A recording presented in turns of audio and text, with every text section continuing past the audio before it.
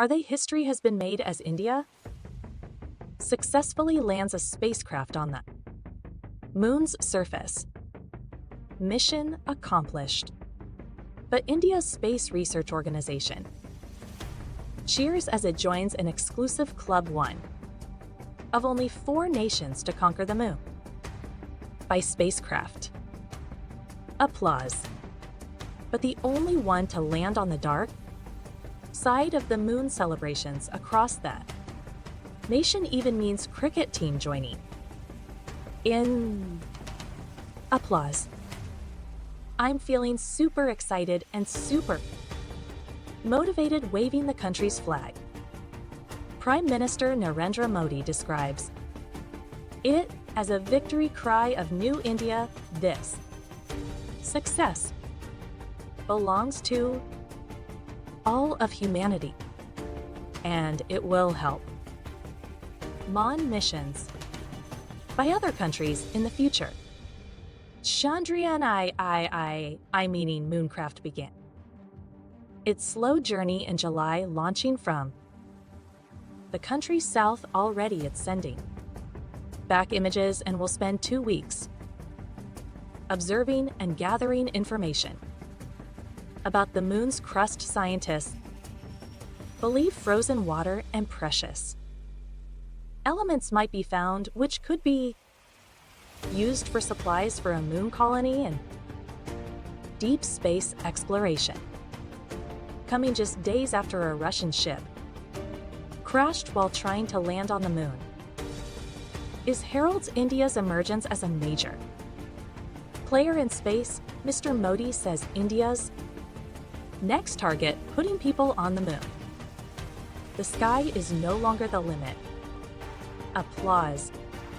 Well, let's bring in astrophysicist Brad Tucker from Canberra. Good morning to you. Brad, why is India so keen to join that space race?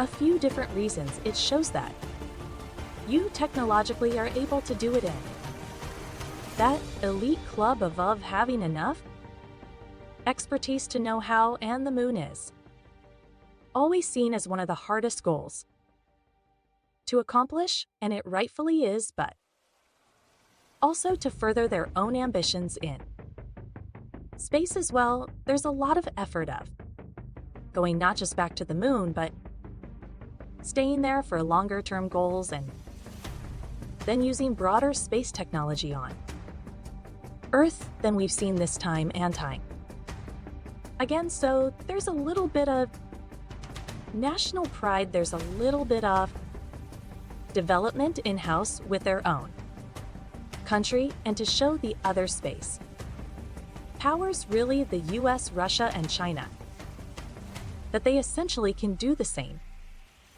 that those other countries can and are equals to them. And I think, as we saw last night, that is now true. It's also a sure sign that you've got cash to burn, and India's got plenty of it. They have arrived.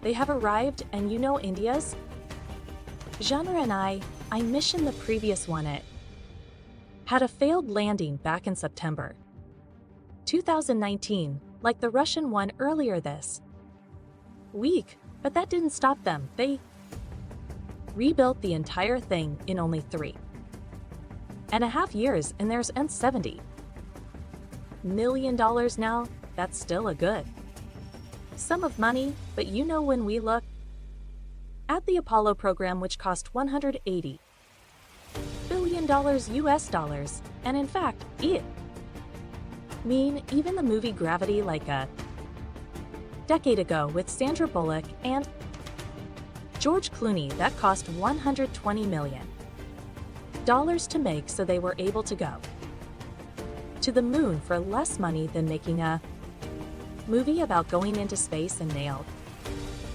it. So look, you know, it's a huge achievement, and they should be proud, and the entire community is for them. And Brady's anyone calling it an Indian Vindaloo or just Carl. Oh, that's good. Yeah, look, Carl's a bit of a special case, and I think that's probably a good way of describing it, but it is a spicy treat for the world that they laid. Marching forward, are they not good on? You mate, thank you so much, hey there. Today, fans Sarah and what's my name again, Carl, hey, thanks for watching our YouTube channel though. Subscribe now for more news special. Reports and amazing Aussie stories and Carl misbehaving, of course, that never happens, always happens.